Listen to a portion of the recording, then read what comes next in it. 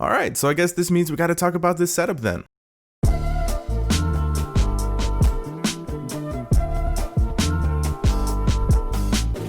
Hey guys, it's Zach with Android Police. As you know, we like to share with you the ways that we make our phones uniquely ours. In my two previous videos, there were quite a few comments made on this setup right here. And if you haven't seen those two videos, by the way, you should check them out. One is my Note 20 Ultra review, and the other summarizes some of the Note 20 Ultra's best and worst features. Links below. Anyway, this is how I've customized the Note 20 Ultra.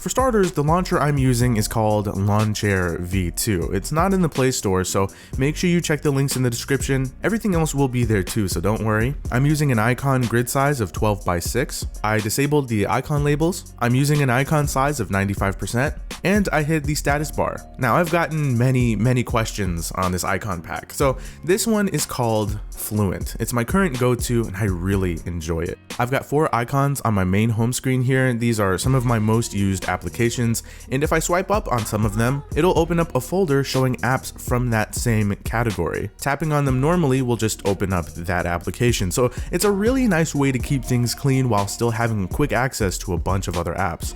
Next, let's talk widgets.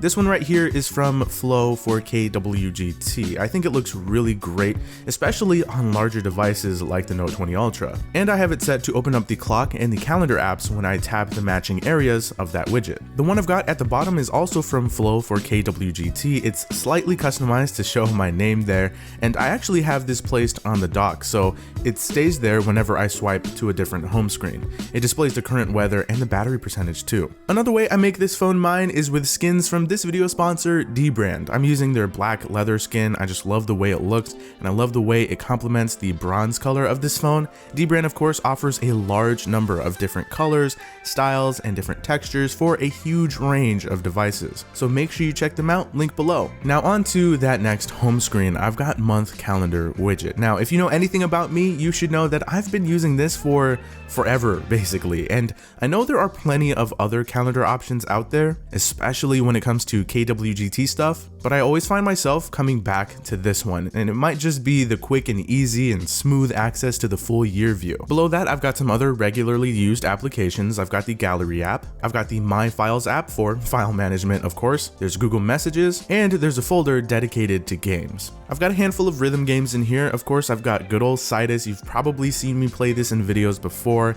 It's an old favorite. Then there are 2 other rhythm games that I've been messing around with recently. You've seen me play these if you watched my Note 20 Ultra review. They're really fun. You should check them out. And then I also have a couple emulators. As of now, I've got a Nintendo DS emulator and a Nintendo GameCube emulator. These are tons of fun, and they are great ways to play games that I grew up with, especially Mario Kart Double Dash.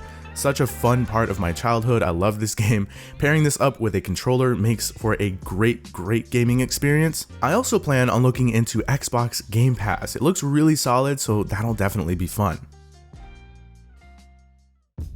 Now I know a lot of you have probably been waiting for me to get to this wallpaper. So interestingly enough, this wallpaper actually came from an iOS application called Vellum. It's one of the best wallpaper apps from the other side, and I thought this wall would look great on this display, and it does. I decided to use it in tandem with Rainpaper, which is how I both blurred the wallpaper and got this rain effect. It does affect battery life a little bit, so just know that if you're going to use this yourself. Another thing I'm using is Samsung's Good Lock application. Now, unfortunately, this doesn't appear to be available in every country, but if you're able to get your hands on it, I highly recommend you check it out, as it really enhances the user experience with OneUI. I mainly use it to get this specific view of my recent applications. It's super smooth, and I prefer it big time over the stock view OneUI comes with. I also use it to do things like customize the navigation bar, to add extra buttons, or just change how the buttons look. I use it to customize how multi-window works, It does a lot of other really cool stuff. It's very handy. I'm also trying to use Bixby routines. I feel like these can actually be really useful. The first routine that I thought of was for when I connect my Xbox controller through Bluetooth. The Dolphin emulator, which is where I play the GameCube games, will open up right away and on its own. And then for when it's time to wind down for the day, the lock screen shortcuts change, dark mode turns on, the brightness goes down to the exact percentage that I want, and the Google Home application will open up automatically, so I can make sure all of the smart home stuff is in check before I go to bed. But that's pretty much it for this one. It is a super simple setup, but I know a lot of you were very interested in this one, so I hope you enjoy it. Again, details and links are sitting right there in the description box. Subscribe to the Android Police channel if you're new, and don't forget to hit that bell icon to get notified for when we post new videos.